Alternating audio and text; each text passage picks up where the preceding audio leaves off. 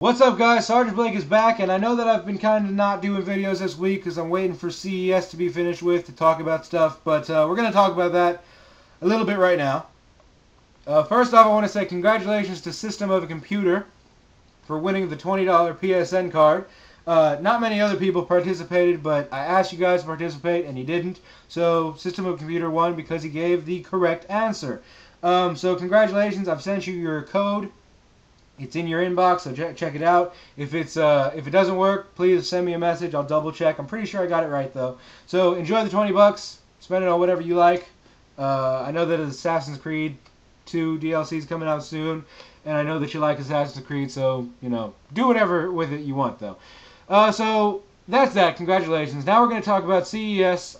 CES is more or less a tech show. There's lots of stuff on technology, and I don't usually do that stuff because just cause, really. It's too much to deal with video games and technology and all that other stuff. But I wanted to talk about what Microsoft and Sony had to say. First off, we're going to talk with Microsoft. We're going to talk about Microsoft. Their keynotes are just about, each one has about 5 or 6 things. So, Microsoft's first thing is that over 30 million Xbox 360s have been sold around the world. Number 2 is more than $20 million have been spent at retail on the Xbox brand, and more than 500 million games have been purchased since the launch of the very first Xbox. Number 3 is Project Natal is scheduled to be available in the holiday season of 2010. So around this time next year, if you're super interested in Natal, you'll have it. Next one is number 4. Nearly 10 million people have logged into Facebook, Twitter, and Zune since the last firmware update has allowed that to happen. Over 20 million Xbox Live subscribers. And 6, and this is the big one, Xbox basically announced the launch of the Game Room, which is basically like a relive moment for like Atari and Interplay, or not Interplay, Intellivision and Konami old arcade games. It's more or less a extension of the Xbox Live Arcade, but with more classic games and stuff like that. For 400 Microsoft points, sorry, hold on.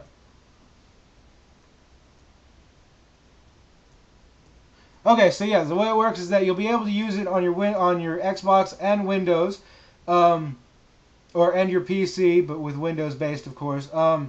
For 400 Microsoft points, you can purchase a game, or if you only want to purchase it for the Xbox or the computer, either or but not both, it's only 240 Microsoft points. You also have the option to play a single game, like dropping 2 quarters in for 40 Microsoft points, which is a bit of a jiff, but I'm not even going to talk about that. Also you can check out your friends' game rooms and try out their games for free before you decide to buy them. They plan to release over 1,000 games in the next 3 years, so that's definitely cool. A bit of a short change, though. I think that Microsoft is doing that classic nickel and dime thing. It looks interesting, though, so if I find anything that I'd like, I'm a big fan of Joust, so if I see that, I'll definitely pick it up. Next, we've got Sony. Sony's started out with similar things, a bunch of numbers. Sony sold more than 3.8 million PlayStation units during the 5 weeks following November. PSN has more than 38 million accounts around the world. More than 28 million pieces of content have been downloaded per month. That particular sentence is kind of dodgy. It sounds kind of weird. Definitely can't be correct if 780 million pieces of content are downloaded every month. That seems a bit excess, but whatever. I don't know what that means. And here's just a couple of 2 big ones. I'm going to stop off at this one and talk about it for a second. This summer, the new 3D Bravia televisions will be available. Also, 3D gaming will be a reality in the future, and Sony plans to support that. They showed Super Stardust in HD, or Super Stardust HD in 3D. I believe that 3D is kind of gimmicky. It's definitely gimmicky. That's the reason why it was built. It was kind of designed to bring people back into the theaters. It was created way back when, I think the 50s, 60s, definitely the 70s by then it was out. Maybe not as early as the 50s.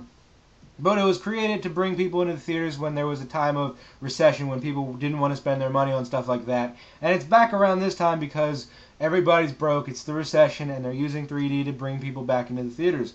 And for the most part, I guess it's working. But the thing is that I just don't see the point of creating an HD 3D television just because HD is supporting clear picture and 3D is blurry just because that's the way it has to be in order for you to see in 3D. You know, also it would be nice to not have to wear those stupid fucking glasses all the time, but who knows, right? I mean, I think that it's cool. It's a cool idea, but I definitely don't want anything to be moved in that particular direction. Like, it would be a real upset if, like, PlayStation decided to do everything 3D. They have said that they're going to support 3D games, 3D Blu-rays with a firmware update, so they could technically make everything 3D. So that's cool if you're going to get one of these televisions, but it's probably going to be very expensive and all of that. So, you know, I'm not sure about it. That's all I'm saying, is that I'm not sure about it. I don't like the idea of everything moving in 3D direction just because it's a gimmick. It shouldn't really last that long. It's a fad. But that's that. Not to say that some things aren't good in 3D. I just saw Avatar and it was fucking amazing. But, like, I'm just saying that, like, 3D kind of needs to move. You know, it's just a gimmick, like I'm saying. And the next thing worth bringing up is number 5. Sony is integrating the PSN ID with other Sony stuff. Starting next month, people will be able to use their PSN accounts to stream PSN available movies in HD or standard definition directly to their Sony Bravia and Blu-ray devices, as well as their VAIO computers and Windows-enabled PCs. I think that this is really cool for people who have lots of Sony-related stuff, but I have a PlayStation 3, and I love it. I definitely want a Bravia television, but I don't have one. Other things that I don't have a PSP. I used to, but I don't really have one now. I don't have a VAIO computer. I don't have a Blu-ray player because my PlayStation does that. So it's cool that they're trying to branch out and bring a lot of people who don't have PlayStations to the PlayStation brand. But it doesn't really do anything for those of us who already own one. So that's that. I just think that it's kind of bleh.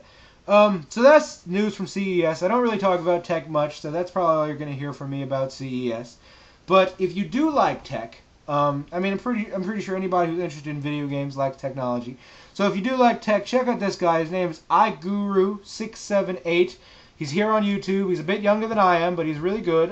He's really educated in everything that he says.